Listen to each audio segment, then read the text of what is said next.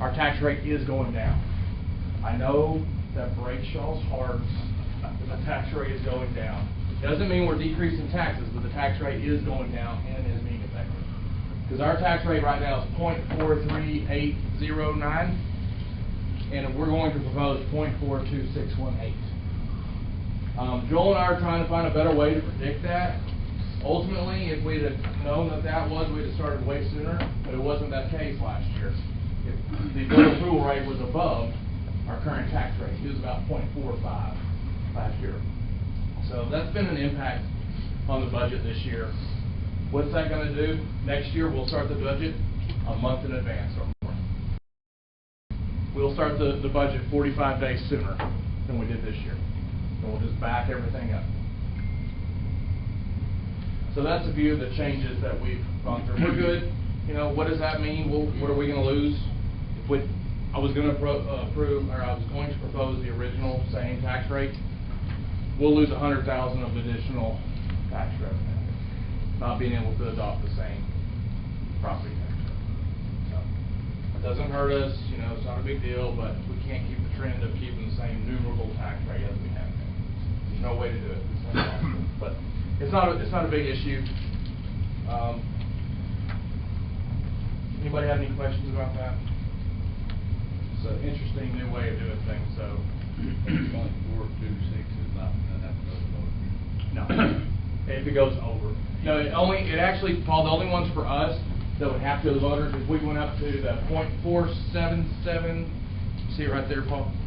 Yeah, we have to go over that. So we'll go 0.427. Correct. They have the right to petition to take it to an election. 0.426, they don't. Right. If we go to the rate, they don't do it. If we go 42619, they can. Yes, sir. But if we go to 47708 over that, it's automatic. Automatic. We don't have a choice. So that's kind of the new adjustment that we're making. And so Joel and I will work harder next year to make sure it's not a big deal. We're still going to have some additional tax revenue. It's just we're not going to keep that trend. So now we're still increasing our revenue. We are, yes, sir. That is correct, Paul. And we're going to go over that here in a minute.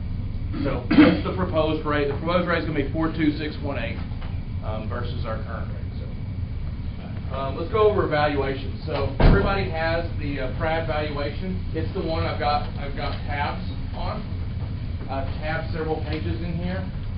It's this one. It's got tabs in there to help save you time. Here is our tax value changes, and Jeffrey Dagley will be at our meeting on Monday to have a conversation. He's our chief appraiser for PRAD. Our mayor wanted to have him come and speak to us about value changes, and it's good to see him. We haven't seen him in a while. He lives in that town. I don't know if y'all know him or not, but Jeffrey's a good guy. So here's our overall tax value. Actually, Joel, go back to the upper pages. We're going to talk tax freeze first. Okay, so this is one of the tabs. This is the first tab page in your packet. You'll see. Break down. Joel, will you scroll down to the bottom? Yeah, there it is. Okay. If you look at this chart here at the bottom with the lines, that is our over 65 tax freeze. We have currently 861 and then one spouse survivor at the bottom of frozen taxes. So approximately 155 million, 158 million of our 902 million in taxes. See, the 902 is our total tax value right here. 158 of that is frozen by tax, by the tax freeze. So that one is separated out and reduced down to whatever tax rate value is. So if you deduct 902 from 158, what's that get us to? 6.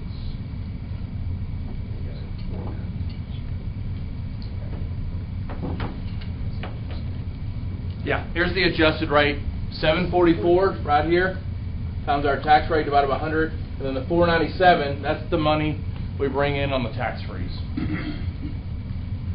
What I've done in the past is I use the exfoliation method to come up with that in advance of that, to use that, but that's how they calculate it. So 744 million is everybody else that's affected.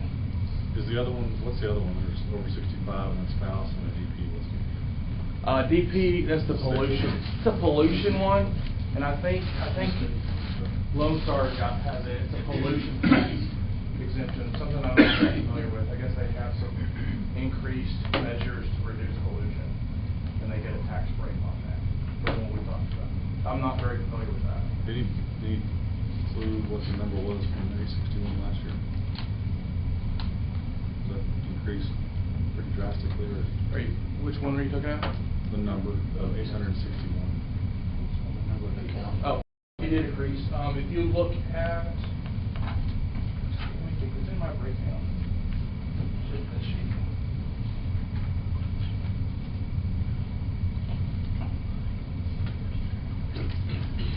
I think it was 144 million last year.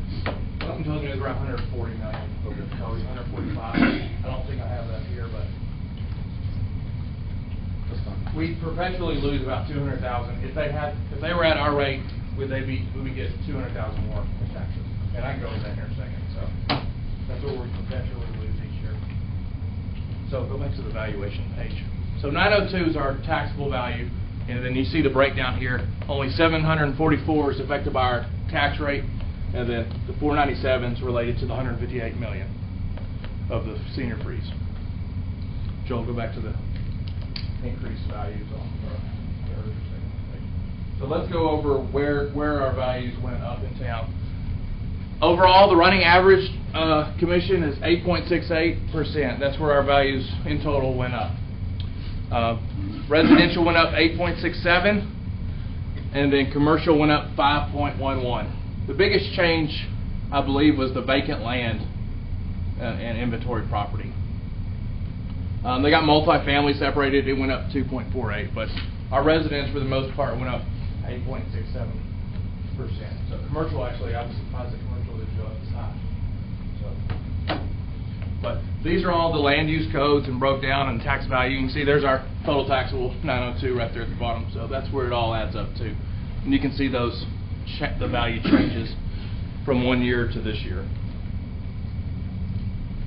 This utility electric companies, that's the power station. Yes. You go to the top taxpayers. Yeah. And they moved up to the top. Excel is number 1 on our list for top taxpayers. Apartments number 2. Walmart's at 3 and 7. BNSF Railroad at 4. Atmos Gas at 5. Furman owns a lot of property in town. It's Daryl Furman's partnership. Frontier Lodging, is that Cimarron, John? That's Cimarron Apartments, right? No, Frontier Lodging is the Holiday Inn. Holiday Inn, thank you, Gary. Homecrest, I think that's you, Mr. Lyons. That's you. You're still up top 10. Congratulations. We appreciate you. And then an investment group on there. And you can see the rest of them in there. There's Lone Star, the 63 million. When Lone Star's pilot agreement's up, they'll be number 1. They're at 63 million. They dump the taxable value you see on the far right. That's their personal property. For Lone Star, you can't get an exemption for personal property, so they still have to pay taxes on personal property. But that's the change in the listing.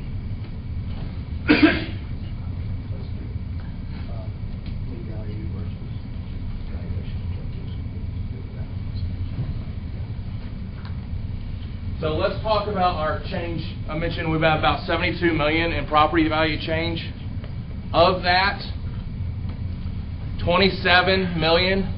Approximately 27 million is property that was not on the tax roll last year. That's new property on the rolls. So almost, it's all this one's all residential. 27 is residential, and 3.6 is commercial, equaling about 30 some odd million. So out of the 72 million, 31 to 32 million is new property that was not on our tax roll last year. Then the rest of that, the 40 million, is existing property. which is approximately 4.4% of our tax roll. So 4.4% of our existing tax base would be affected by the property tax increase. That's it. Everybody else will be fine. So those are the net, that's the net value increase on the taxable. Any questions on the value changes?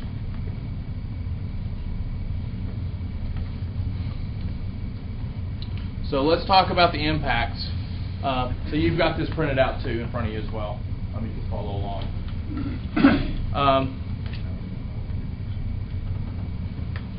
Go on down, Joel. So here's our taxable annual homestead. They've changed the way they do the homestead average. Last year's 182, this year is 191. Value went up approximately 4.66% on average. And that's based on the average home that's getting a homestead exemption, not the average home price. It used to be based on the average home value. Now it's based on the average home value that's receiving a homestead exemption. And so that changed from last year to this year's numbers. That made it go up $20,000. And Jeffrey can probably explain that well. He will. He'll be able to explain that a little more on Monday about that change. So, as y'all know, we don't have a city homestead exemption, so school does. So there's our tax rate for this year, and then there's the tax rate we're proposing, the 426,180.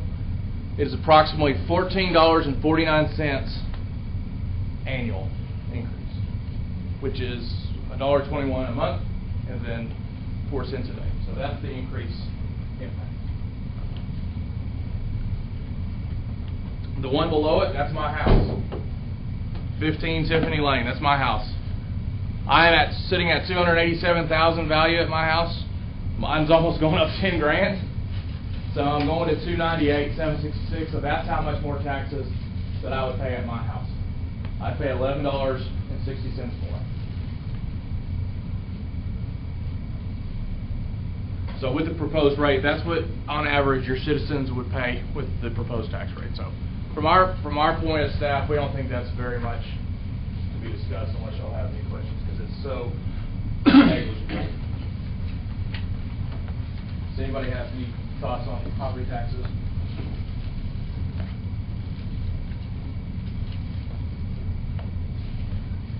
If you'll look at this, this is a really cool sheet that we come up with. If you'll pull that up. It's in the, I've got it in here. Yeah. It's in the budget document. I put a new chart in here called Property Tax Breakdown and Details. Just so y'all know, I always estimate tax revenue at 98.5% collection rate.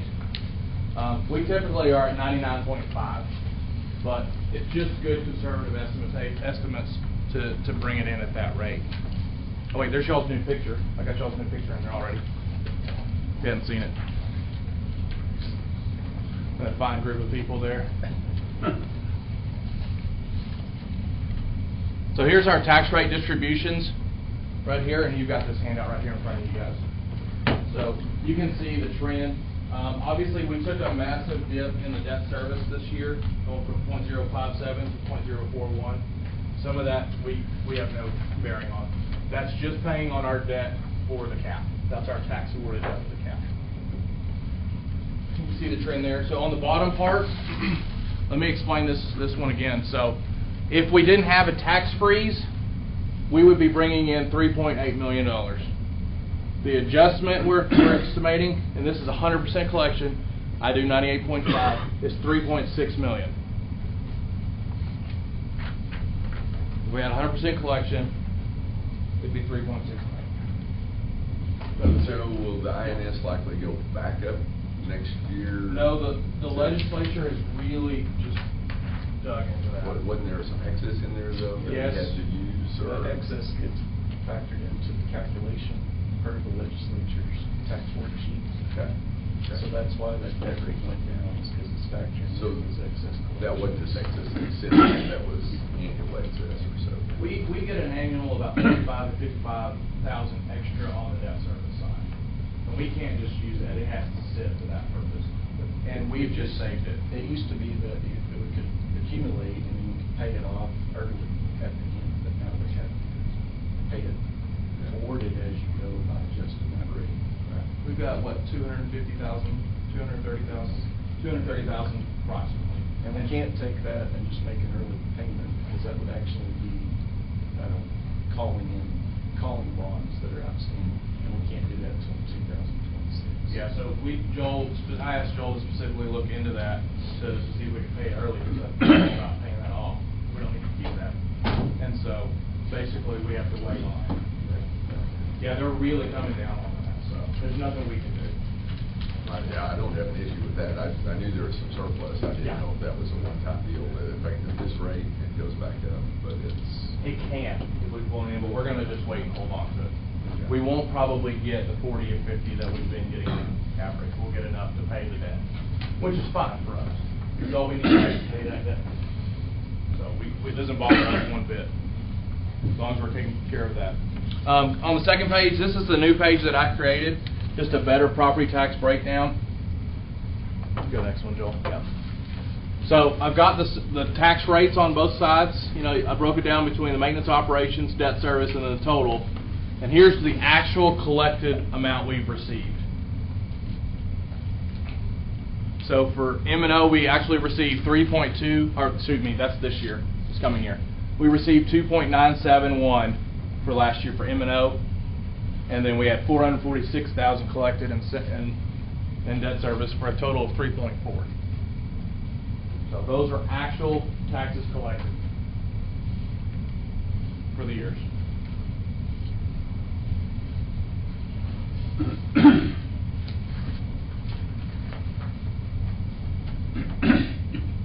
Senior tax freeze is 17% of our total value. That's where I couldn't remember where it's at. So we'll have a meeting on Monday, and we'll have a proposal rate of the 42618 on there to go on for vote. Joe, is there a number of the senior tax freeze, how much that is costing us by being frozen? 200,000 in revenue. Yeah, if you go back up, Joel. If you minus these two numbers together, Gary, that's how much we're losing. So it started out 100, and it's been about 195 to 205. It really goes between 195 and 205. So this last year we lost 200 and 210, 627, about 210,000 in tax revenue. So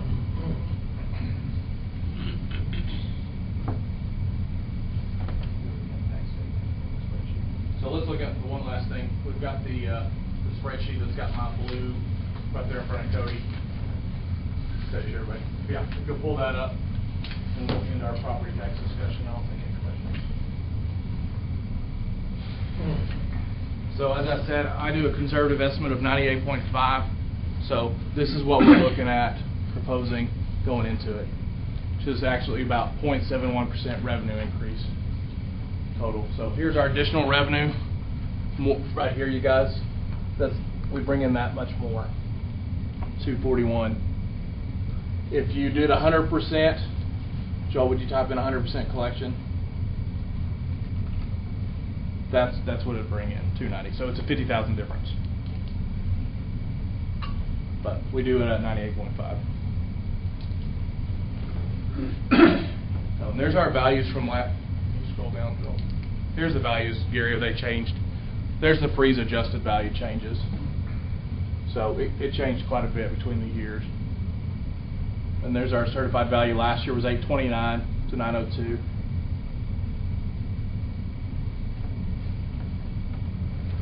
Between the 2 years. Yeah, DP pollution control property, Cody, right there, Lone Star Dairy.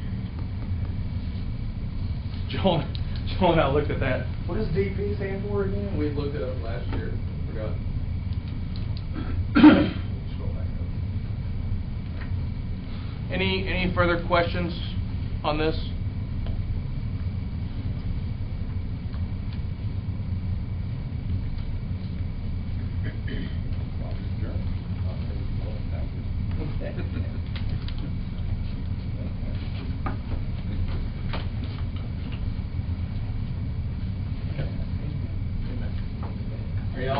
ready to move on to personnel? So I'm just gonna hit personnel for about 10 minutes, you guys. As I said, we're doing a 3%, 3% increase for city staff. That's merit-based, not COLA-based. This is a reminder, the city commission set that several years ago. That merit raise lies with the supervisors. They get to make that judgment call. It's not just a given, everybody gets 3%. So just so everybody knows that, that's how that works. So and a lot of that's based on their employees' performance. So they get the hands to make that call. We're adding a Christmas pay or holiday pay at Christmas time of $100 for full-time and $50 for part-time. And they would actually get that. I think it nets out like $116, $115 total right after taxes. So that's $15,000. Yeah, but I think so that's only $15,000. We're doing some overtime for water, sewer. We did fire last year, and police department's had it for quite a while. We're currently battling comp time issues in the water department, mostly from call-outs that happen after hours or breaks or whatever. I think the time has come to do away with the policy of comp time. It's impossible for a crew of 9 to 10, that includes the superintendents, to be able to take that comp time. It's just, we're that busy. So that becomes a battle, those guys taking comp time. Same with the fire department, you know. You heard Vince say last year, I mean, he's got 400 some odd hours. That's kind of the reality we're facing. And I have to pay those off at certain levels for federal requirements. So we're doing a little bit of that. I've had a lot of conversations with Public Works on their side of things, and so we're going to look at that and give it a good go to see how it goes this year. I think it's way overdue. And then I've got the new position spreadsheets, and I've already gone through and started cutting some of those. So that's kind of where we're at. And unfortunately, it's just where the dollars and cents work at this point. So I left in 1 fireman, I left in 2 streets, moving the part-time planning and development admin to full-time, moving the utility clerk and billing from part-time to full-time, and then adding a admin assistant for water. They're going to do an admin assistant shared between water, sewer, solid waste, and streets. And they're all going to pay for that. So that's all I've left in. Okay? That's all we can afford at this point. And it's going to be a stretch of that. Would you agree?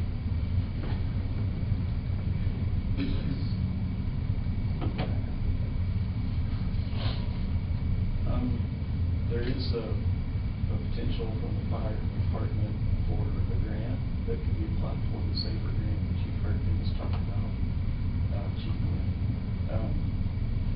The problem with that is that we've got to fund 100% of that. So if we choose to go down that path, we just need to be preparing for that increase during the time of that grant, so that when the grant's over, we're ready to fund it. And how many firefighters would fit in under that?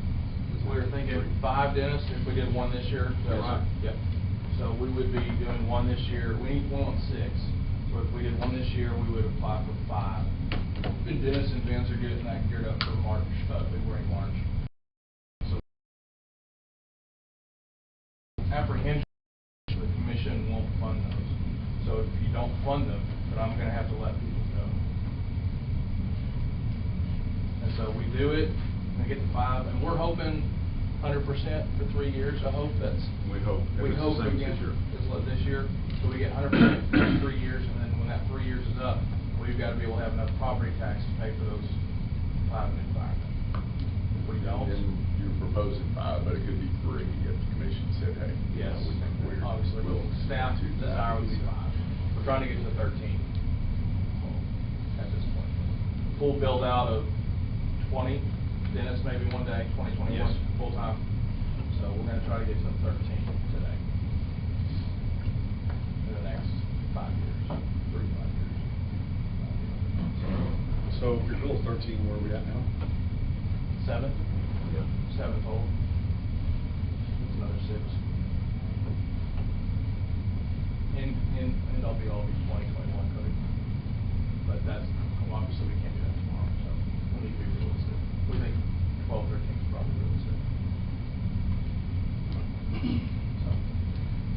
So that's our predicament, you know, and we'll figure that back out in February, March to apply for that grant, but that's what it is. I'm not sure the obligation of keeping those firemen on, Dennis, if we don't have the funds, but you know. I'm sorry. Do you know what the obligation is if we do hire those firemen, that we do have to keep them on? The total dollar amount? Yeah. You don't have that with them, sorry, Joe. That's kind of, That'd be 3 years down the road. yeah, so it'll be 3 years down the road. So we could we could incrementally increase to get there, Paul, that's right. And that's the goal of that grant, is to do that. That grant's committed to increasing the fire service industry. So, I've done it before, and it's worked well, but it obviously takes a property tax commitment to get there. That's what firemen are paid with, property taxes, so. Other than that, that's all I got on personnel, you guys, unfortunately. Police, how they doing on numbers? Police are doing okay. We've got a little bit of turnover over there. Call volume's been pretty decent, but we think they're pretty good right now. We're trying to add some things and get things moving. You know, ultimately, we're looking at a new police department. We desire in the next 2 to 3 years, Paul, so. No more personnel, but. No, not right now. We're hiring a captain right now, so we increased one. We did some organizational changes, but no, not right now. But the captain was already in the pay structure. Correct. Yeah, we changed the structure a little bit, we have the captain, and we have 2 lieutenants now, so we changed the organization a little bit. So I think it's been working well. I think Chris would contend to that, so. Chris was just up on his 6 months, and he's still here as police lieutenant, so. But I think things are going well organizationally over there, Chris. The 2 lieutenant structure with, you know, we'll see how the captain comes on, so we hire that. But Chief and I feel very good about the way things are going over there right now. The big thing is trying to get them we'd like to expand the fleet over there to get them some more vehicles to allow them to possibly have a fleet program. And so we're really trying to work through the numbers with Joel and Chief and Lieutenant Marshal on those to see if we can make that happen. So that's been one of the big things we're really trying to do, Paul. My personal opinion, I think we need streets and solid waste needs attention big time, in addition to fire. And so we're really trying to push it over there to get the streets up to, they've got 5 now, we'll get them to 7, and then move them ahead. So one of the things, like I said last time, streets is picking up solid waste, so it takes them away from doing potholes and doing all that. Ultimately, the big thing is losing those trustees we had was a huge savings for the city of Canyon. And we don't see that program coming back, and so I think we just got to continue to adjust and move forward.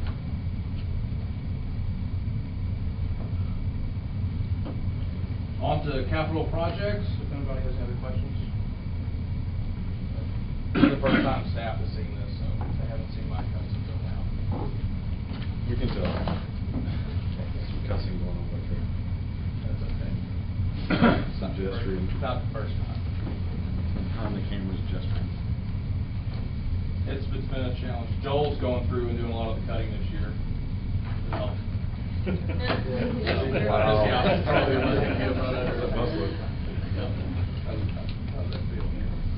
Let's talk. Let's dig into capital projects and CIP. We had a good conversation with Dan and them. If you will pull up your agenda, you see all the projects on your agenda, and then there's another sheet I need you to follow along with on this sheet right here. You'll pull this up and you turn it over to this side. No text. Huh? It's a no text. So, if you look at that, that's our cash reserve right here. We're at 9.1 right now, but we have, y'all have commitments that break that down. And so you can see these projects that are broken down underneath those. So these are a lot of projects in capital equipment fund. And so there's our cash position here, and then that's all we have. Here's our cash position here, and all these reductions. So we're going to look at that as we look at this sheet. And I've got Dan and Chris here to answer questions, because most of that is theirs. So here's our current projects. Eric's crew's almost done with Monty. with AUC on the automatic meter readers. We're getting close. I think y'all are on the big meters right now, right? The bigger meters are a little more labor intensive. And so that AMR project's almost done. I think all the residential is done. Is that correct, Eric, or dang close? But how much? 98%. 98% of the residential is done. So that project's already underway and almost completed. 10th Street sewer project we've been trying to do for 24 months. That's the one over at Rasinger. We have a line going under the school. We're trying to reroute that and get that fixed. You know, this is a rabbit trail, but I don't really have problems with us having a ditch there right now during school. I just, man, I think we missed the boat by not having it done in the summer, and I don't know what our alternatives are, but, you know, I was down there for Canyon last night. I just don't think that'd be a good thing. Just, you know, have a ditch there off the edge of the school. To speak to that, the city staff has done everything they can to push that project along. It has been the contractor that's been the holdup, not us. And so John and I and Dan and Chris have pushed Monty to get that done, and they were just having labor force issues. Is there a way to press him for the same price to do it starting next summer? We can, but that will make this project have been 36 months. You know, if that's what it takes to not do it during school, you know, if we can get that done legally, because he's put it off, I think that's, you know, that's what I would do. My opinion would be that we get it, we just have to don't worry about labor shortages when these funds get in, because I think contractors are going to suffer. You know, Monty and Dan were talking the other day, and you know, they can't keep labor, and that's been the issue.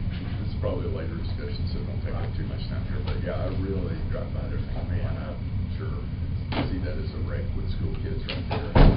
Gary, you're not going to hear any dissent here. We completely agree with you. It bothers us too, but we need that project done, unfortunately. So it's between that, the delay to that project. That project started before I started here at Canyon, so it's been going that long. I just hate it. We kind of punched them twice. We're going to catch them on Henslow Road. Yeah, Crestview Elementary right in the middle of the I know. I moved them over to Hunsley, and I told the school district, hey, we're going to mess with you there too. So I don't know, I'm just concerned safety and just be a mess on that, you know, north side of the school there. we can talk to them, but staff's recommendation is just grind through it, Gary, at this point, get it done.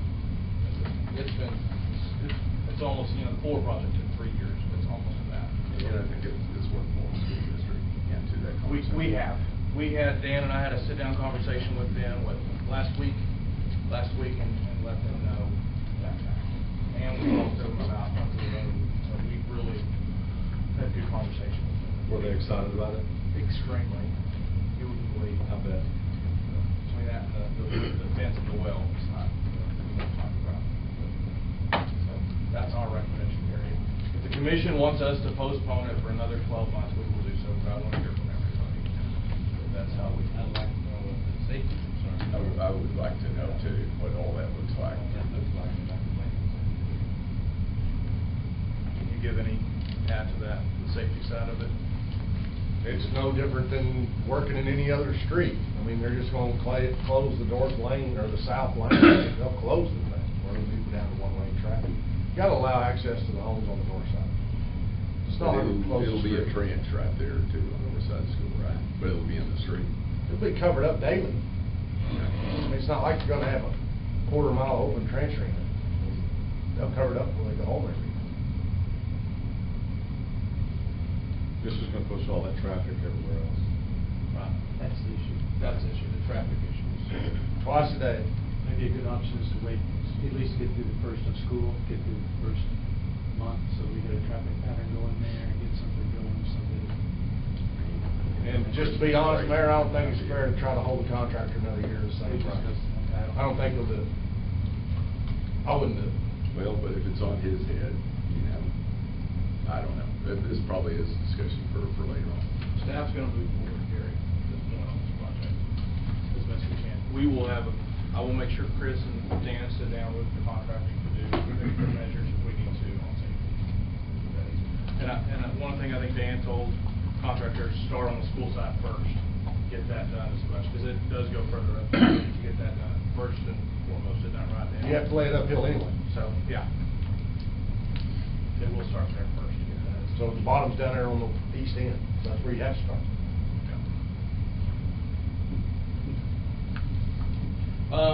Under the road drainage project is already underway. We're using cash reserves for that. You can see where that's being broken down. Both the projects are in here. You got the sewer in here, and you got under the road in there too, being broken down from our cash reserves. That's about $350. It may add up a little more. We've got a little more on the west end that we're going to have to do something on. There's some cracks in that drainage we're going to have to go take a look at for a bit. Spring Canyon Elementary Well Project, Dan met with our engineer earlier this week to try to get that. We had a huge change order on that. We're still working on that, so that's the well at the new elementary school. Upcoming projects that are currently being funded: 8th Street Road Extension, that's over by the cap. 18th Street. Yep, 18th Street. We're going to expand that, or extend that road for the new Kylie Hunter project, the Kylie Hunter Playground that we're working on. We funded year one this year. We're funding $120,000 in this budget. Next budget we'll fund $130,000. So we're doing 2 years of that for a $250,000 extension. So that project's already got some funds committed to it. Then 10th Street, I've got it on here too if it's going to hold over or not. We're working on the Spring Canyon Wellfield project right now. We've had some discussions about that internally with all commissions, so you are well aware of that. And then number 4 is purchase a water division barn and minor remodel over at the Donnie King property. So those are upcoming commitments that we've already got. Here's some scheduled project, and not this coming budget, but the following budget. Following budgets, we're anticipated to get a CDBG grant for the water and sewer lines. It's a $778,000 project. Our match is $428,000.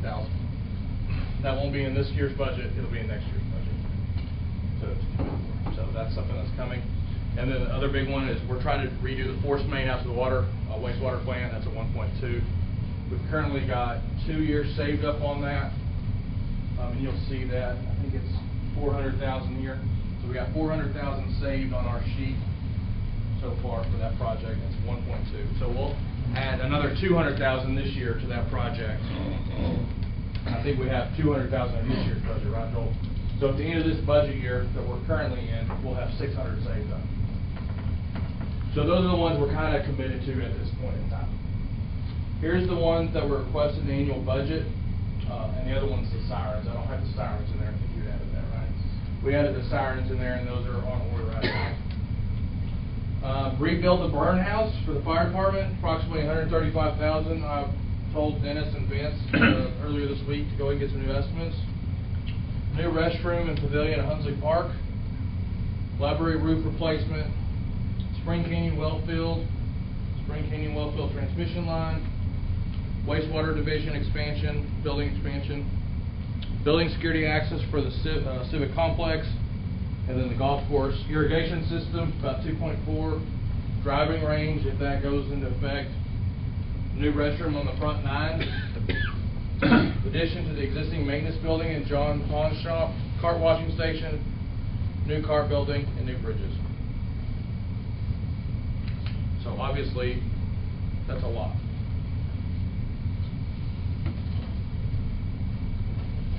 Most of those projects, ones Joel and I are working through right now to try to get the burn house in. That's a big one for the fire department. We won't be able to get the new restroom and pavilion at Homestead. Probably not the library route. Spring Canyon Wellfield, we're looking right now, getting that design, hopefully at least get the well to the north done, moving forward, and that transmission line. So we're looking at those. We're going to get an opinion of probable cost on that. Next, the wastewater. And next, the building security right now. We need a new keypad system for the civic complex here in the city hall. And then golf fund doesn't have any funded right now. I have John and Joel and Casey and John Hahn going to dive into the golf course this fall to do some looking at some numbers, what they can do, and we're probably going to try to do a capital fee at the golf course. We haven't raised golf rates in several years, and So we're gonna try to do a rate to everyone for paying for some capital. That's what we're gonna- Amarillo did that five or so years ago, and it helped them to be able to do some construction projects. So, we still need to do some homework and due diligence on that. We're not ready to prepare for that yet. That's gonna take some staff time to really dive into and get a good picture to bring to you guys. And we're hoping to start that in the fall. That's all I've got on capital projects. I'd be happy to discuss any of these, but these are the ones on the horizon. And this excludes the purchase of the property that we're looking at. You want to say anything about possible lease space for? We run into some issues with having the judge in one confined space. If someone comes in to plead their ticket, like anybody know, they're always upset typically, and they want to tell their story. Well, the judge has to be completely unbiased by that. They cannot hear anything until they get their day in court. Well, when that happens, she has to leave the room every time. And so it just becomes very difficult to deal with. Jennifer's doing a great job, by the way, but it just makes it not doable. So every time someone comes in, Jennifer has to leave each time when someone comes in to trustee court. So we need to find a divided space. So we're looking for some lease space to have this rent. Obviously, that's not easy in Texas right now, but it's okay. We looked at Labella over there, and we've looked at the one across the street here, and I think it rented. So we've looked at a few in this area at this point. I've also talked to the county judge about the possibility of some county space, and that's really not working out right now. The judge is receptive, but really they don't have anything available they could share with us. We're still looking. Yeah, we're still looking on that. Can they not use this room? I mean, I don't know, maybe I'm. For court, we did. We can for court, Yeah, we did. but not for day-to-day business. No. It's like an office, they need a divided office.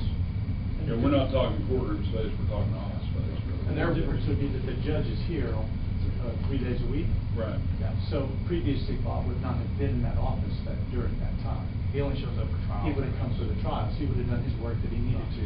She's here doing other things, additional work, which is all great, but that also means she's in that room listening. Yeah.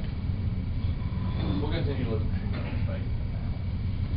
I don't know if this would be big enough to be considered capital or not, but, just through the years, we talked about the volunteer firefighters and how we incent them, and, that's a huge piece, obviously, You need a little more there, I can't hear. We've talked about volunteer fighters, and if we can incent them, make that where, they're more likely, and whether that's from the camaraderie part, or whether that's incentives. I think we've maxed out a lot of the retirement piece that we can do, but a lot of these guys are young too, and just wonder, is there more we can do, like in that workout area, pull in some new equipment, $5,000–10,000 worth of new equipment, or, to me, I think it'd be great if they had their own kind of meeting space to hang out into, or maybe even just a bigger workout area would be great too. That would be valuable, but maybe some new equipment, something there to just, I don't know. I'll let Chief Quinn answer that hearing on some of the efforts he's making. Chief, will you talk about the incentives you're trying to? Sure. As far as you mentioned volunteer incentive program, we're teetering really close on, I wouldn't say the maximum. You really have to watch what you reimburse a volunteer firefighter for. There are state regulations on that, as well as federal regulations, and if you reach beyond that, they become a compensated employee, and if you let them go, it's just like letting a full-time person go. So that could come into play as well, As far as the workout space, sadly, only about 10 of my guys regularly use that over there on the volunteer side, get that many. I do have some that are very into it though, and that's good for them, that's what they need to be doing. General meeting space, that has never been brought up. We've always used the classroom there at the fire station for all of our meetings on the association side, but we can look into other things.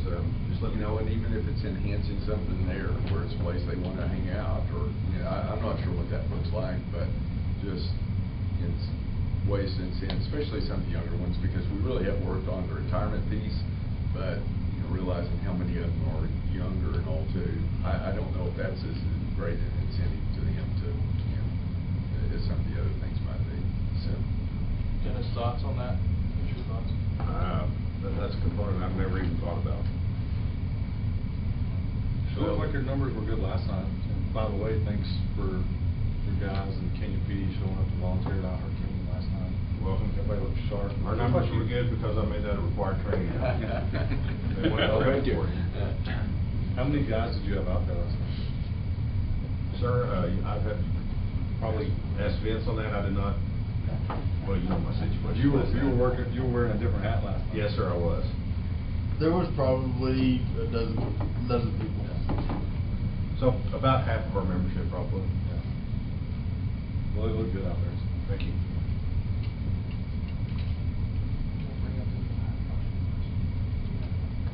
I'm gonna go ahead and finish up capital improvements with the property list. Commissioner Jones asked us last year to include this, and we'll try to include this every year, so I think it's a really good idea. So we'll show what y'all denied. We denied project-wise last year. You know, those needs haven't gone away, to be fair to say, so. Yeah, I think he's gonna just hold up.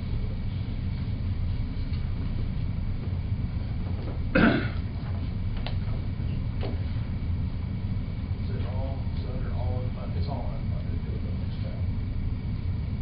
So here's what we denied last year. Obviously, none of the golf course stuff made it. We did get the water well in, so we actually got that one, and considerably more than that. We're actually getting the department, the building for the water department, and then obviously the rest of that didn't make it in. That was general. And then here's all the stuff in general fund that we didn't get in. Burn house is one we're trying to get in there. You know, I put Dennis dead to rights. I'm like, you need something right now, and he told me the burn house is his #1 priority for his department. I'm expecting that to be probably a little higher than 120, probably 135. Vince and Dennis are running that cost down right now. Library roof replacement probably going to be in the 200s. John's got a few estimates on that. How critical is that? I mean, is it in pretty bad shape now, Mr. Burns? It's not in bad shape, no, it has leaks, it's outside its warranty, it's gone through its lifespan. It's time to get a new roof, but as far as Time, but it's not a roof. it's correct. It's not. We have 2 or 3 leaks that occur regularly. We're managing those. We'll get there. Joel just said we're trying to get the pivot for the farm out there. That's one of the pivots. You know, we have farmland that we lease to Darren Johnson, and we've been trying to place one of the pivots for several years now out there. We're trying to get that in there. Going back to general fund, John and I have had a few talks with Brian lately on the restroom and pavilion at Hunsley. I think we'd like to see that be a little more. I don't think 100,000 is going to be enough to do restroom and pavilion at Hunsley. I think that project's probably going to be 250 to do it really good, but obviously we don't have the money there. No on the state park, parks, building shop, no. Covered. Brian, did we do the covered parking? Did we get that in? No. No. And then tubes, life jackets, and loungers. We did get some of that. So, What do we- Hunsley Pavilion, would there be an alternative just to replace the restrooms and just, you know? We could. Do Restrooms would be about restain 100 grand. and update the pavilion part? Yeah. I've shown Brian, I have done a pavilion personally, and so I've shown Brian what I've done in the past. Pavilion about 150. Restrooms probably, we could probably get restrooms for 100. What do you think, Brian? Think we could get restrooms? Pretty I close. haven't got an updated quote since everything was sky high, but it was 85 Yeah. 4 months ago. So the restrooms are what really, you know, Yeah. they're not very desirable. And then the pavilion, if it could be restained or, you know, it's not horrible. Yeah. I think they're. But all of those things will be folded into the CIP plan. Right, we could look at Which that. will be projects will be coming forward. And part of our staff's already received the CIP information, has been tasked with starting that. The end of this week, which will be tomorrow, or first of next week, the rest of the staff will be getting their CIP information. The first deadlines are for CIP information, October the 1st. The second group will probably be around the 8th or the 15th, but their deadlines will be to have their CIP information. So the key to this is that we have this list. So we have no lost toys. Okay, we're gonna keep up with all these projects. We're gonna know where they are, and then as they go into the CIP, it'd be another way for us to keep up with that, so that we don't have projects that, i.e., they're not gonna fall through the cracks. if we The projects are not gonna fall through the cracks. We're gonna bring them to you every year. The need's not going away. And so there'll be, at budget time, you'll see a list like this that says we're not able to do these things. And then so we move forward with the budget. We turn to those folks and say, those things didn't get done. These are eligible for the CIP. Please perform the CIP request, and let's get going. I really think the directors and supervisors have done a great job of, I really put a lot of pressure on them. I expect them to be the experts to know their needs. They're supposed to be that person, and they need to think more proactively of what those needs are coming. And I think this crew has done an outstanding job of meeting that challenge. Would you agree on that? Oh, yeah. And I think the CIP, I think folks look forward to the CIP again because they know things are going to be categorized, held together, not misplaced or forgotten. That's happened in the past, about projects or whatever, it just happens, but that day's over. By the way, I'll throw out too, the pastors leading now, our Kenyon, really were very complimentary of Parks Department, how helpful they were too. So, both of them came up to me. We appreciate those kind of compliments. Anybody want to talk about any of these capital projects specifically? We're doing somewhat okay on time, so. Anybody want to speak specifically about any of this? About capital or anything we talk about? Well, anything we talk about, so yeah, if there's anything you want to talk about, but we're on the capital improvement side, so. Okay.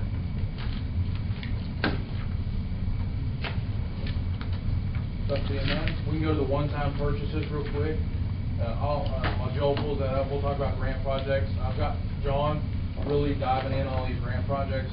You heard me mention the CDBG one. Preliminary scoring release shows that we won't get CDBG the first year. It'll be the second year of the allocated funding, which would be next budget year.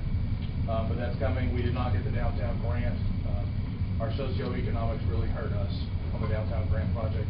But we will resubmit again next year. Continue to submit This this year. CDBG in 2 years will be the, help me, 8th, 9th?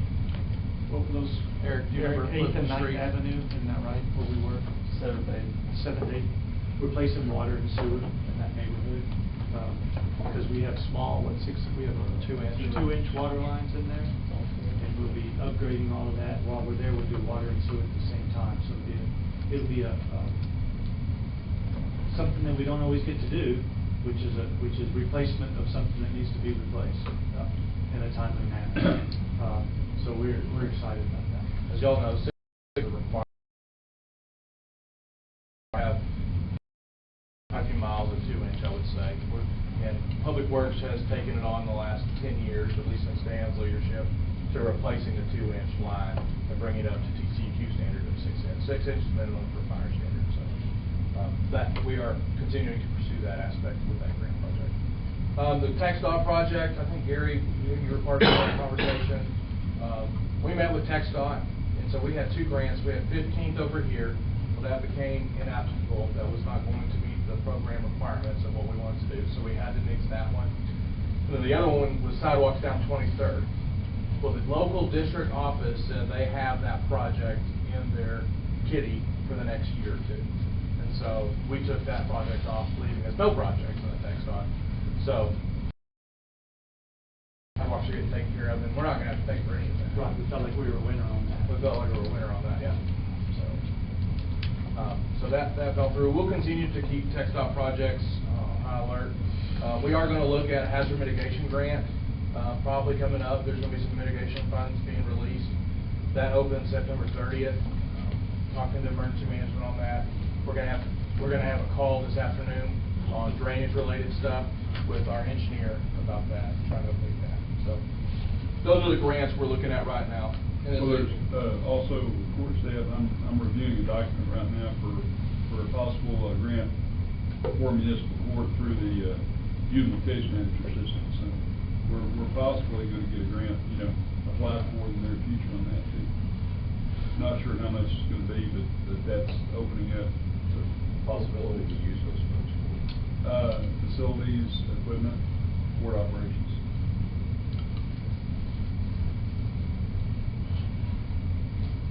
I know the police department's getting a grant this year, I think JAG grant for new, I think pads in their cars. So that grant's coming through this year. Well, I think it's a grant was. So we'll continue to hammer that out. Joel, we got the purchases up there. Here's kind of, we've already started doing the cutting on some of this. So here's kind of where we're at on those. So municipal court, we've got yes on that for judicial separation. Even if they move, we're still going to probably need those funds going way up. Okay. Here's police. Joel's running some numbers on vehicles right now. Still working on that. Car cameras, radio upgrades, those units are all in there. AV room didn't make it. And then there's that JAG grant that I just mentioned. I think that's the iPads, right, Chris? Yeah, the Microsoft Service Pros. Service Pros. Getting Service Pros in all the cars. So that's the grant we're getting on that. So kudos to those guys. Municipal Court, I just said that. Fire department, possibly get replace an old truck, enough gear for a new fireman, and we're going to hold off on SCBA's. We're going to try to get the burn house in. And so I told Dennis I can't get both. And he said the burn house is more important. So I left the burn house in there to try to get it in. And we upped that. You can see we upped that from 120 to 135, just to be safe. Street sweeper came out. The street department got a wheel loader last year, so their street sweeper came out because they got that equipment last year. 18th Street, we'll put that one back in, moving the 150 over, so that one will go in. We're still working on the numbers on that. And then we're trying to increase the seal coating cost. Got lots of good comments about the micro seal. I'm not sure if y'all have received good comments. I know I've heard from Gary about he's got some good comments. Roger called me and said they've got good comments. But that micro seal you're seeing, it is a little more expensive than the seal coat. Partially from talking with our public works director, that's cost has come down quite a bit to be more manageable. The one thing we've got a challenge in streets, A, we don't have enough staff. 2, we're acquiring more and more streets every year with the new growth we have. We're getting more miles. Well, I haven't been able to increase street budget, seal coating. I've been able to keep it the same, but I haven't been able to increase enough. So what does that do? That pushes our seal coat program from 7 years to 8 years to 9 years to 10 years. So that's a perpetual issue that's coming. And so Dan yells at me pretty frequently about that when he's right, but that's where it's at. And so if this micro seal holds up, we're still waiting to see how it holds up after some time and some weather. What is the expectation as far as years on that versus roofing seal? I think we're going to try to put it on the same rotation, Dan. I have no experience with it, Mayor. It's should be the same. It's just a surface treatment. It's not like you're doing an overlay or anything. So, Is that the same contractor that's doing WT? Or? And that's the reason I think it should be mentioned that that's why we got the good price. They were already here, did a big job in Amarillo, and then had a job over at school too. So that helped them on their mobilization quite a bit. So that's why we got such. We allow them to use our property, put their stuff down, and so I think they're done. Are they done? Is that, Yeah. Yes. Yeah. Is that right there on 27 and 87? No, it's over on by the depot. They're staying at the depot.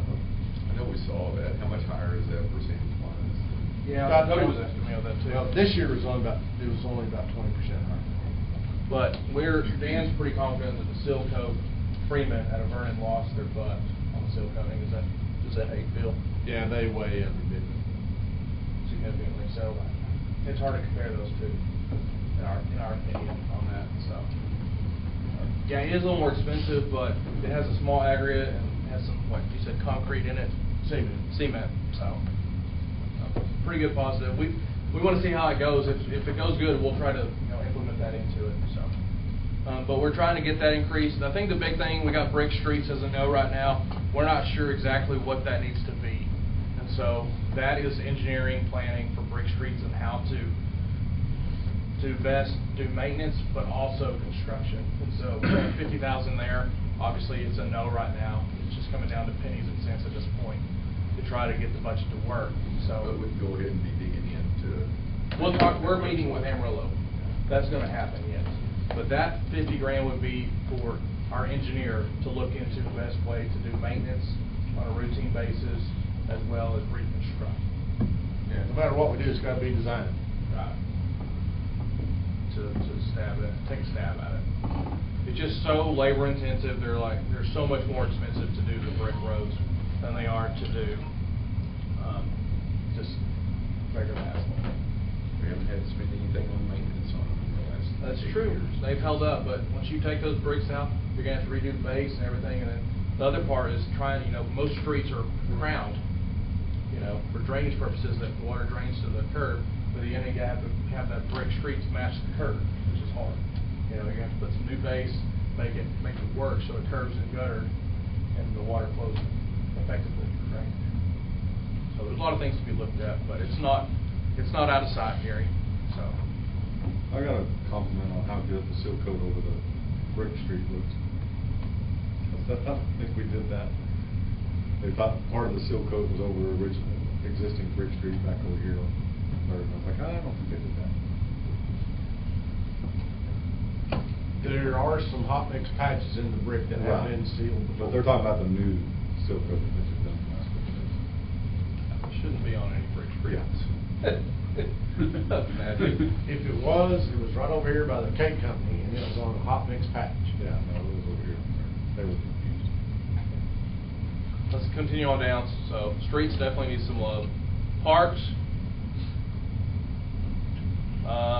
We're looking at some land over by Kylie Heiner that's come available. It's only $25,000 more than likely. It's right there. Who owns that? John, remember? Brian and John are going to probably hit them up in the fall to see, and so that's what we're thinking there. There are multiple owners across the back there behind Bouquet. What we could actually do is, if the day ever happened, and we were fortunate enough for that land to become available to us, it is all in the floodway. So there's really very little anyone could do back there as far as construction-wise, or building anything, or doing anything there. But it would actually enable us to connect from Connor Hall all the way back around, come around to the junior high, the football stadium at the junior high. The backside of that is where you could actually come around. So it'd be a great connection for the city. We'd reach around the city, and so our goal of being able to maybe ride a bicycle around the city, not in the city, would come that much closer. But it's really a nice area. It's a very nice area. Very nice. There are multiple owners. I contacted all of them several years ago. Not a lot of interest at that point in time. It's one of those things that it may be future commissions that get the opportunity to make some of those purchases, but we'll stay on it. Rest of that's equipment. Brian's equipment lease is up this year, and he's looking at equipment for next year to replace it. And then you also saw Hunsley Road, Hunsley Park in there, and Brian's trying to update the LED lights, but that's not going to make it this year. Going to try to get the lounger and shade covers at the cap, and we have to do some maintenance on some decking and tile there for sure this year. There's some tile coming off and some cracks that we need to take care of. We need to take a break.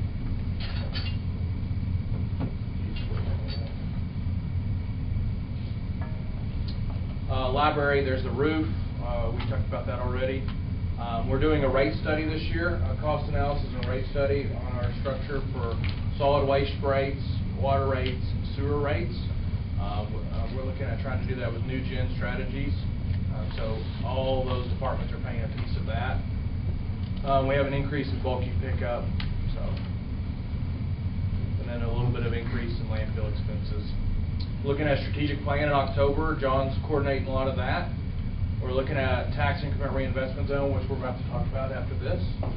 And we're looking at, we have an agenda item on Monday for talking about development progress funding study in conjunction with the City of Amarillo and our comprehensive plan to look about improving our development.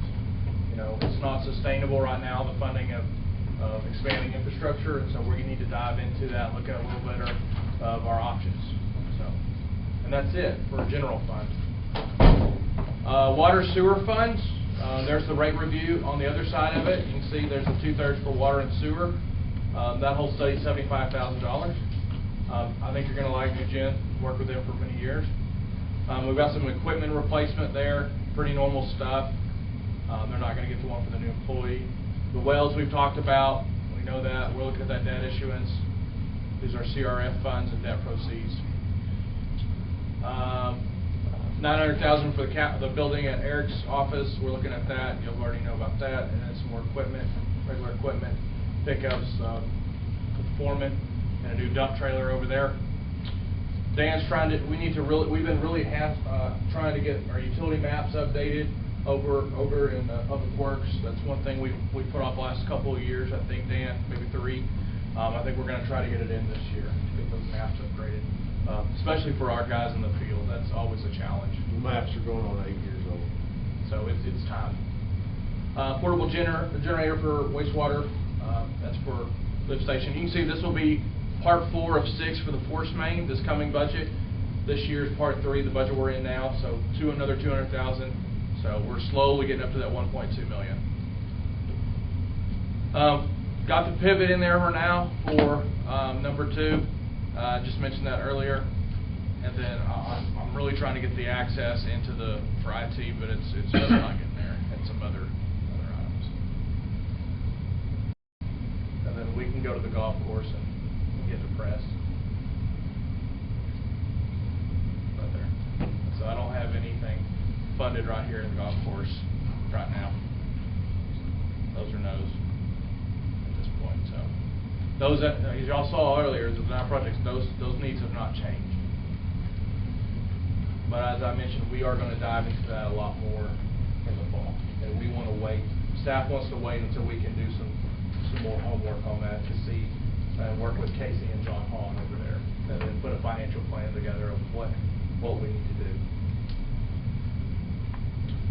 That's it for the one times.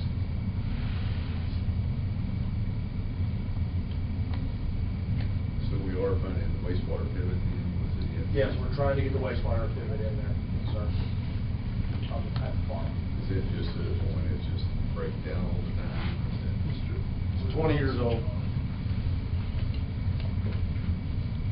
That's not what they had. They just had pump issues the other day. We were pivoting itself the other day. I had some pump issues. But not pivot related. No.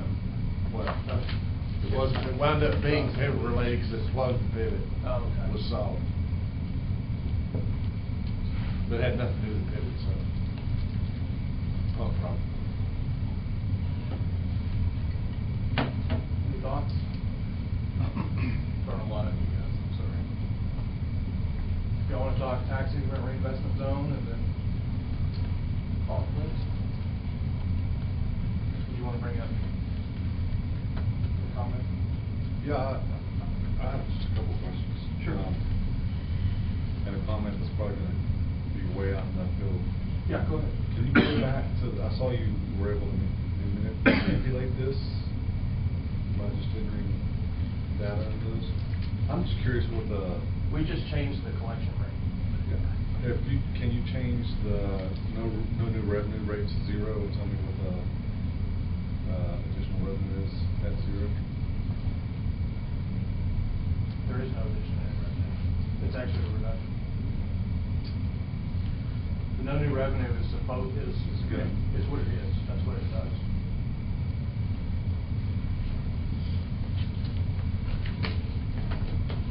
Can we do this to the new revenue? Yeah, okay. That's the tax rate. Tax sheet. Can you do it off the percentage? Can you change the percentage to 0? No, the percentage formulates out to the revenue, the additional Oh, I got revenue. you. Yeah, you need to change that to the NNR from the tax sheet.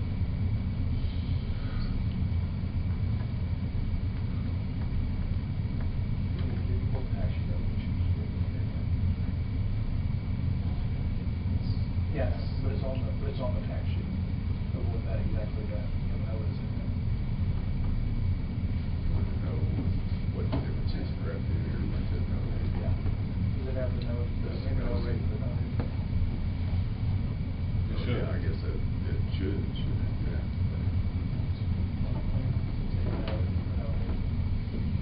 Because then we'll know we'll change that, right?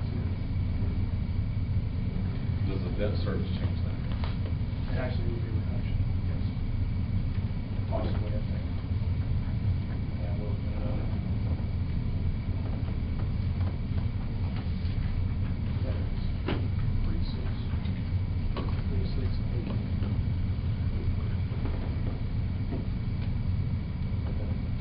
debt service rate, I guess would be what it is. I don't think, it doesn't change.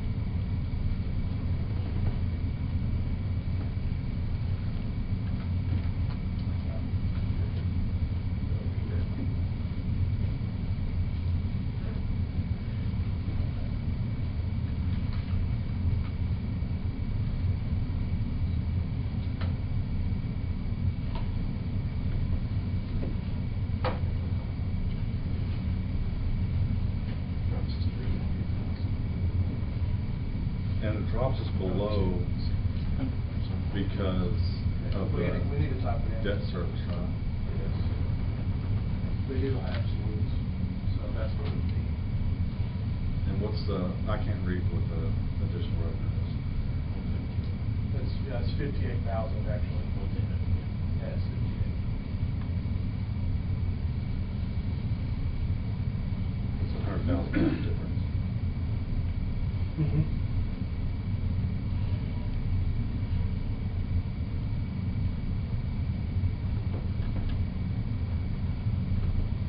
So something that gives me heartache is, and I don't want this to sound negative to prior administrations or commissions, but the position we put our fire department in, and now it's like now we have to have all of this right now. You know what I'm saying? It does feel that way. I feel the same thing that they feel, and because of that, I have a lot of heartache about kicking the can down the road. And I understand free money's free money. I would be curious, and I know this is probably outlandish and crazy, I would be curious what those 6 firefighters would cost us, and if it would put us over the diminished rate. And if I can that tell you that did right now. happen, You wanna know what that how right now? sort of. And then if that did happen, would that election take place in November? Would that election take place in November? And would that push us to approve 2 budgets just in case that didn't get approved? It just rolls back to the voter approval. Okay. I'm pretty sure. Okay. So, So if we asked for, no, we're too far out on doing that this year. We can't do it this year. Timeline this point. That's where I started with. We could do that this year, but we could next year. We have to start 45 days sooner on the budget. That's what Cody, we is that do. question why, or that's the why we can't do it over time, though? I mean, especially if we've got some viable volunteer fire department, why they want to do it. well, to be real honest, because we hadn't done it since, and it's become an issue today, and we're okay with it today, but we haven't been okay with it in years past. I hate to kick the can down the road and it not happen. I hate the thought of putting those guys in a position of not being able to fill those positions in 3 years is a little scary for me. And I have to say, I have stay on city commission, or we do? I don't believe I will. I don't believe I will. I believe I'll do my best here. And if there's and that's my problem, is if there's a need today, because there's a grant in the way, kind of bothers me a little bit. Obviously, it's not something we can address with this budget, now knowing we're behind the mark in that. I have to say, that's the same, I have similar sentiments. I worry that, you guys could all be gone next year, and that's just inevitable, it's life. You guys are doing a great job spending your free time here, and we appreciate your service, but that's a very hard commitment from my chair on trying to do that, like Cody said. I think I understand where Cody's going about with that. I do think we have taken some effort. We've added we added one last year, trying to add one this year. before, Vince, when was the last time we added a fireman since last year? When I went to work in 2005, we added the first new position in 2006, and it put us up to 3 in the office. Okay, and now we're at 7 total. So That 7's including Gina. yeah, it includes Gina too, so she doesn't find hard. Let me rephrase what I'm asking. What I would like for us to at least look at is that proposal next year to see what that looks like. I think that's what the de minimis rate's for. I think that's exactly, we take that stuff to the voters, and if they want to add 6 firefighters, then we add 6 firefighters. And I think that's an easier decision than I'm following you. being dependent on future commissions. I mean, I would probably be somewhat frustrated as a commissioner coming on for which I would consider a local unfunded mandate put on us to go, okay, that was real fun, we got to have free firefighters for 3 years while we were here, but we're gonna be gone, and guess what, now y'all gotta figure out a way to take this to the taxpayer and find a way to fund this. I have a lot of heartache about that. I'm not sure that's the way government should work. I'm not gonna argue with you that I have the same one. I agree with Bill on that, since we do the grant. Your job is to make sure the next 3 years we're budgeting, so we keep it to start getting, every commission, new commission or not. You don't wait for the 3rd year, you need to make sure that it's coming every year. But what do you do with that money? You can't budget for future years. No, you can, but somehow. It's not a capital project where you can roll it I over. agree. And the second part really that, I do like the issue of going with color, bond, whatever, let them decide. I like that. A lot of things, they decide. This is the government, they decide. I can run the numbers real quick of what it'd take to get there, Cody, pull the salaries up. Unfortunately, I'm gonna pull everybody's salaries up, so. But if we don't take advantage of that grant, we're costing the taxpayers a lot of money too. Yeah. I do think we should do the grant. Maybe there's the best of both worlds in both of us. I don't know. Maybe this is another future discussion. I can tell you how much it's gonna take to get to that, Cody, to add, if we don't, can we just add 6, just do, not think about this year, just add 6, I can run that number real quick. And we had it in the request, correct? Plus their equipment. Dennis requested 4, not, sorry. So we can just have to, Is that, those Cody deals. Yeah, that's a good question. Would 4 put us just over? So this is a fire marshal and 3 firefighters is what Dennis officially requested. And that was almost 300,000. That includes no equipment. Right. So it will easily go over the minimus. The minimus rate is 500,000 in new tax revenue. So just think 500, when you think the minimus, think of our tax rate plus 500,000 more revenue. Does the SAFER grant include equipment? No, it's base salary and fringe. It does not even include the overtime costs incurred. So if we did 4 and then tried to add 5 on the SAFER grant, that makes me feel better about, okay, at least we're trying to solve the problem instead of. And I may be completely off basis, and it may be just the way my mind works. I don't have think a you're lot off- of heartache about it. I don't think you're off And I get base, it, Cody. it is free money, but man, those grants. And it obligates us, and there's gonna be an obligation in there that we have to keep those firemen. But, say it was 3, that's the kind of thing that could be done. I mean, yeah, we just build enough into future, But I don't, budget that. how do you yeah, build that there's in? shift. Explain that to me. Well, if we're adding in, say, 2 positions a year, and that's kind of in our budget, our increase, and then, we've got more tax dollars coming on, then I think you just have to know that. When that part of money city goes- management, when those future years, those 10 positions can't be other areas. I mean, it can't be streets, they would have to go to fire. and all So, those. and maybe I don't understand, but let's say you add 5. You get your 4, you get your 1 this year, and then you add 5, okay?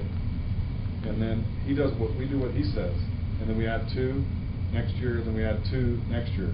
These 5, at the end of that 3-year contract, we still have to fund that. So you're gonna be in the exact same boat of trying to find a way to pay for 5 full-time firefighters on a 1-year budget, because you've already budgeted for these. So you're either gonna cut these, or you're gonna cut these. it's gonna hurt the rest of the staff. trying to It get- will hurt the rest of the Yeah, staff. there's no doubt. To go through. You know, if we do it, so if we, say hypothetically we get one, then we need 5 more. So I'm gonna have to budget 2 next year, 2 next year, and probably 1 that last year, or 1 next year, 2 and 2. And I couldn't even get 2 in this year. And then where I was going on the volunteer too, you know, if we spend $50,000, if we spend $100,000 doing something that's really cool for the volunteers, and that it helps keep them in place, that's a whole lot more cost effective than going in and putting on one new fire. I would love to see the effectiveness and efficiency of a volunteer versus a paid staff member, and how you can manage and effectively lead that person with those same dollars is night and day difference. I don't know, Dennis, do you have any thoughts towards that? I do not. You know, management is one thing. I never know when my volunteers are gonna be available and when they're gonna respond. There's no mandate, other than them meeting their percentage requirements for membership. And I can tell you right now, I have 5 new ones on probation this quarter for not meeting participation requirements this past quarter. Say that again, Dennis. I have 5 on probation right now, so if they don't make their membership requirements this quarter, those 5 will be gone.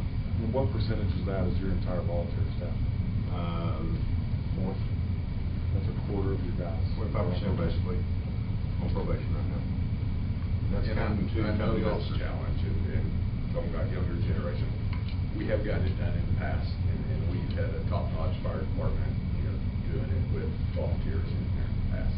You know, I think that's a piece of the conversation we can't leave out for the taxpayers and all too. Oh, no, and I think don't misconstrue what I'm saying. I think the volunteers are vital, and I think they're important. And I think they have a huge, important role, especially in events like last night. But I think it's completely different when that fire bell goes off and somebody's rushing, that we're not waiting on a volunteer to see if he can get off work or get some time. That we have a paid staff member. And I think we have an obligation to continue that based on the numbers that we've had in the past. We have to merge those together and make that one big group, and there's just no other way to do it. Volunteerism is down across the board. It's not a firefighting thing. It's across the board, and I think we see it in all of our organizations. Yeah. Just so you know, we haven't received 1 application for our board appointments. Not 1. And we've been soliciting it like crazy on social media. You know, and I just wonder if there's a good way for us to go in and enhance it. Maybe it's visiting with some of our volunteers, some of the young guys. What would make this more desirable for you? I mean, if you know, and I think there's, you know, different things that we could look at. And Dennis can look at the weight room thing, Gary. What were you gonna say? And even if it includes spending some money, that's worth it for the city. Yeah, I really think Dennis has brought some great new ideas of trying to meet that.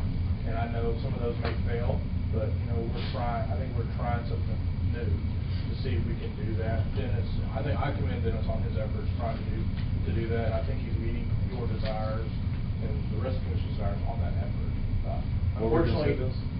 Mayor, I just want to speak out on last year, the membership.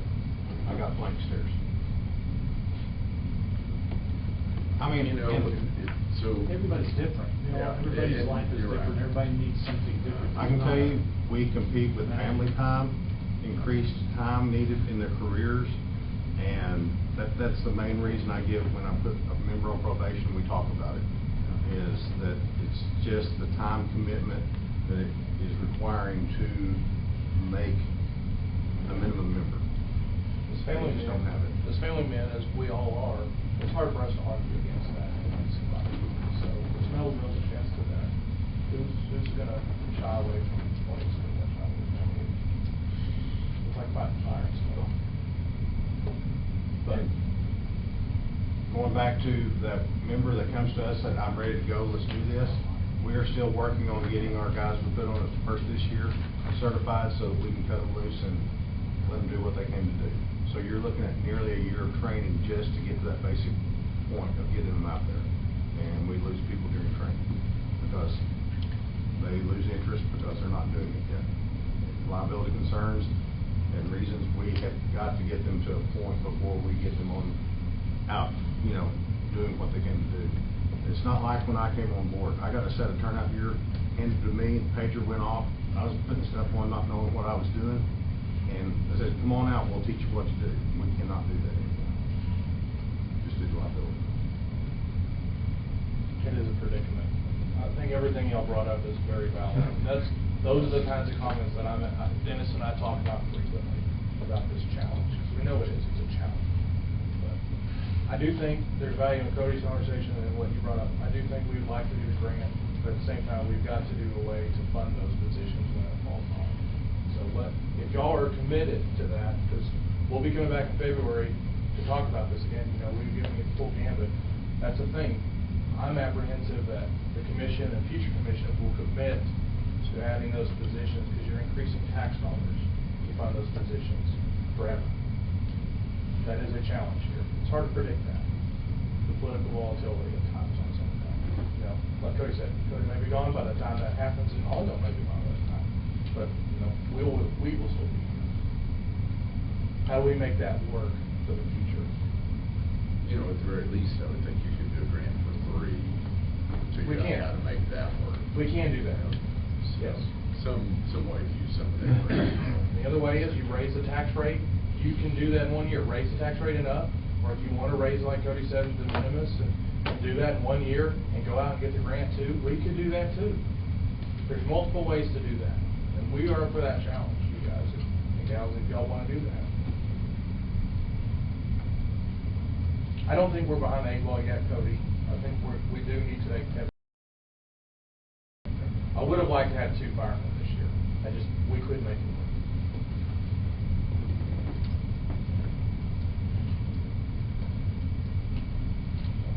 But at the end of the day, the rest of the staff will be hurt with that decision. I won't be able to fund streets, water, fire. It'll hurt everybody. Solid waste. It'll hurt everybody else, unfortunately. With what decision? With adding more firemen and adding that to the tax roll. I won't be able to add other staff members as easily as I can. See, that's why it just makes sense just to go to the voters. Hey, this is what we need today. We put ourselves in a bind, whatever, who cares? It doesn't matter. This is what we need today. That's exactly what Amarillo did.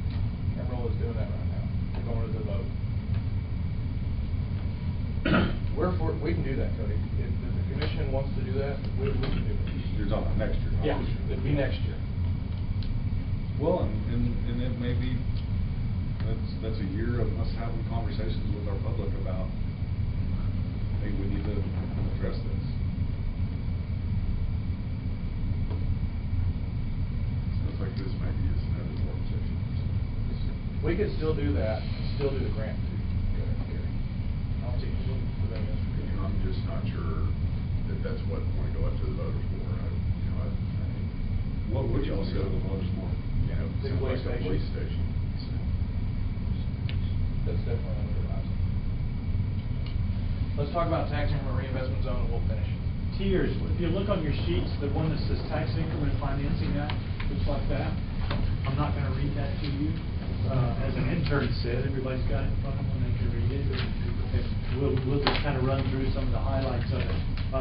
The best sheet, once we're through, is frequently asked, you've got that. So after we're through, if you'll take that with you and make sure that's what you read through, that will answer lots of questions. Tiers, what we're looking at, you hear that word tiers in Amarillo a lot, you've heard that. Tax Increment Reinvestment Zone, a tool that we can use to help, specifically in the downtown area. As we define the downtown areas, not just the square, as we grow 15th Street and other areas, if we go through a process, and the state has outlined that process with us. They've explained to us how we have to do it and every step we have to take. We have proposed to bring in a consultant to help us do that. Joey's also done that in Borger, so we can look at how we get there. Well, what would happen? Let me give you the simplest example to give you is, currently, Evelyn's office is owned by the EDC. If we pulled up that building on the tax roll, it's city property, correct? Government property. It's government property. There is no income from taxes there. We're not paying tax on that. In the future, if we create a tiers, we would create this zone, go through a process that would create this zone, we would define that very clearly, that building would fall into it. Evelyn decides it's time for her to move. She moves out of that building, she sells that building. Let's say she sells that building that she's in for $250,000. It immediately goes on the tax roll. When we started our tiers, the value was what? 0. We were receiving no taxes for that. It comes on at $250. Whatever the tax rate is at that point in time, those property taxes, that individual, that new individual would pay that property tax. Let's call that $2,000. If the city operates the tiers, one thing we can do, it could be us. We would also like to go to the school district and ask the school district to participate in that tiers. And we'd like to go to the county and ask them to participate in that tiers. So that when they pay that $2,000, it's not divided up to the 3 entities.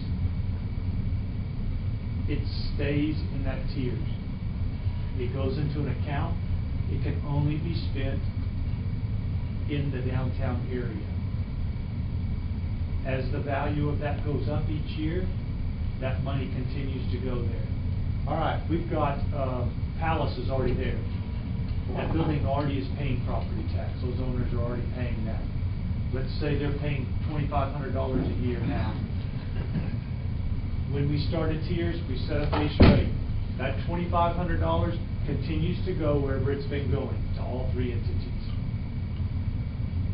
Next year, appraisals go up. The value of that property goes up. That individual now pays $2,800 a year. That $300, whatever that is, would then go into the tiers. So we're collecting funds in an account. It's an account that would be managed by a board. Typically, that would be set up. It's my understanding that it would be it would be Danny, planning and zoning. Danny or Evelyn. That would be the chair of that. That you all would help set that up.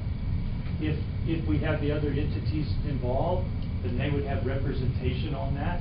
Or you might have 2 members from the school board, or representing the school, 2 members representing the county, and maybe 4 representing the city, because we were to be the lead on that. That group could help decide what they want to spend that money on. That group can also has the ability to go out for bonds, because they know that they have set income, just like operates similar to the EDC. EDC knows they have set income coming in, they can go out for bonds. We could go out and do the same thing here. The key to it is, it would enable us to raise some money downtown. Those funds could only be used downtown. As an owner, I see I'm paying additional taxes down there, my taxes went up, but I also see that it just paid for the sidewalk in front of my store. You see in Amarillo, think of Starlight Ranch, right? The big Texan guys. There's a tiers in that area. A new truck stop's been built by Totem in that area. The value of that land was minimal, wasn't the greatest location. The value of that land now with a multi-million-dollar truck stop on it has greatly increased. So is that truck stop paying taxes on just the land, or on after they improve it, the value of the truck stop? It's the value of the truck stop. The land's the base. But the difference between the land and the truck stop goes into The land, they were already paying. Think about that. They were already paying that. So that's going to go where. This is the base value, like the land, and then the increment of the increase goes right there. But all of a sudden, that land's worth a lot more, and it's got a $6 million truck stop or whatever that is on top of it. And that increase goes into the Tiers, which provides that. And this will, as it's time for you all to go, because Cody has threatened us. Threaten's a strong word. This has explained, This is a badge. maybe I was just intimidated. This will explain that in detail. I don't want to go into a lot more detail simply because it is time, we're pressed for time. But this will explain that to you. The city staff's ready to move forward on this. We'd like to have it done before the downtown master plan's done. It's gonna be a recommendation out of that plan. I will have to have some of y'all help me with some of the political willpower with the county and the school. Were you getting pushback from the county, from school The district? school will give us the votes.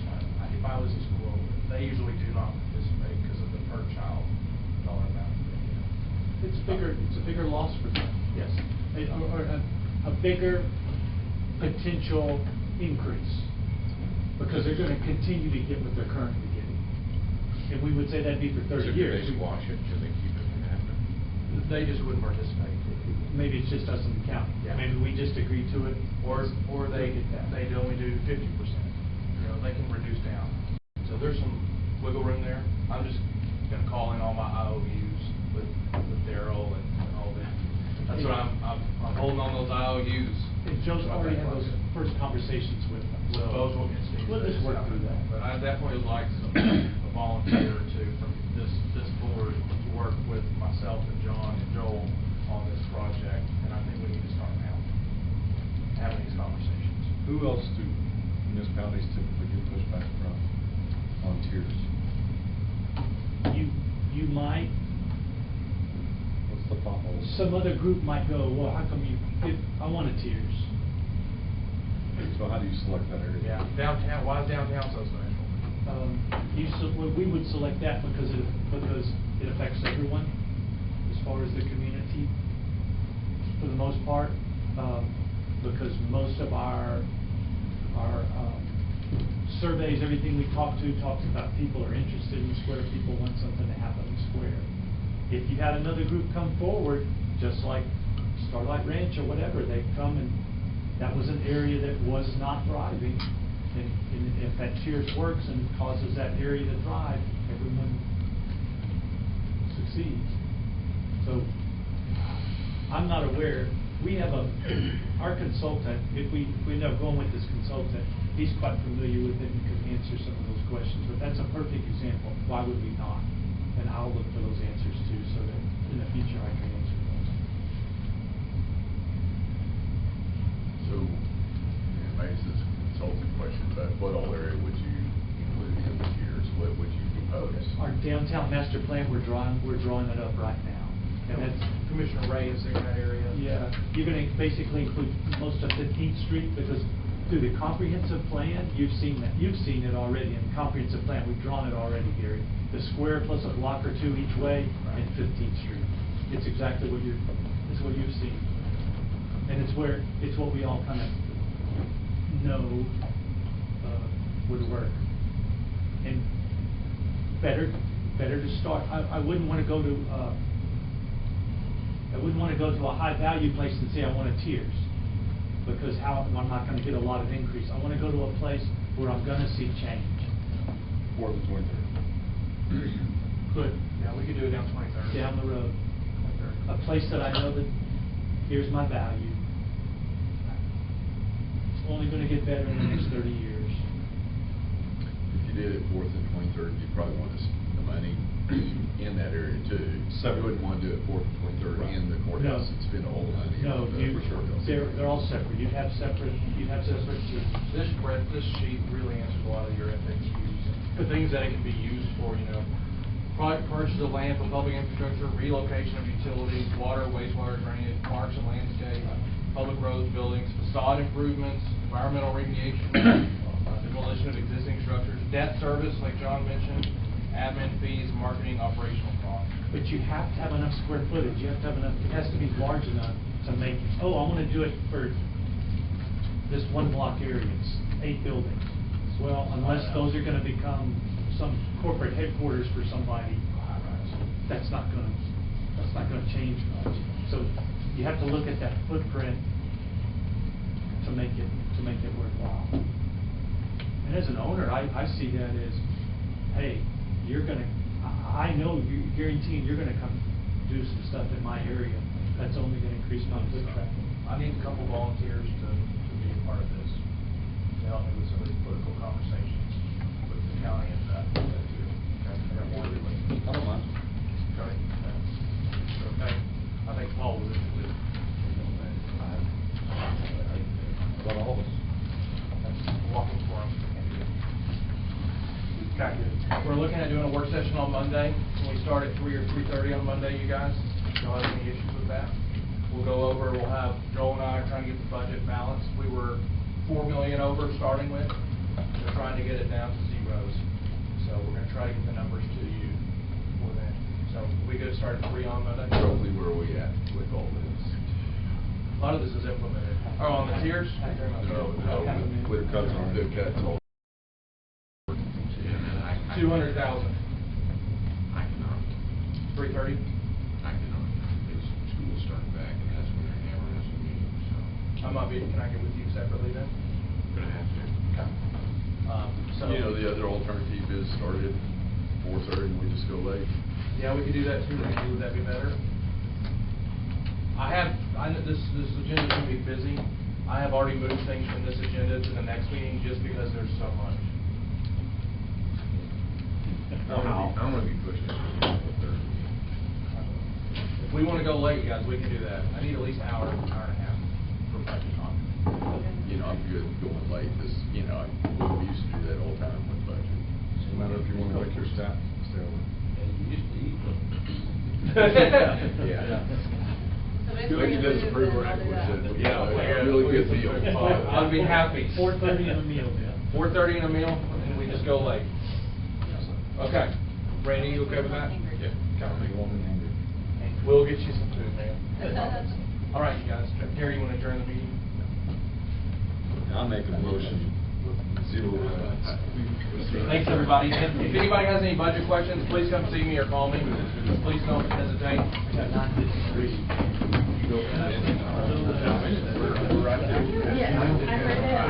heard that. Thank y'all.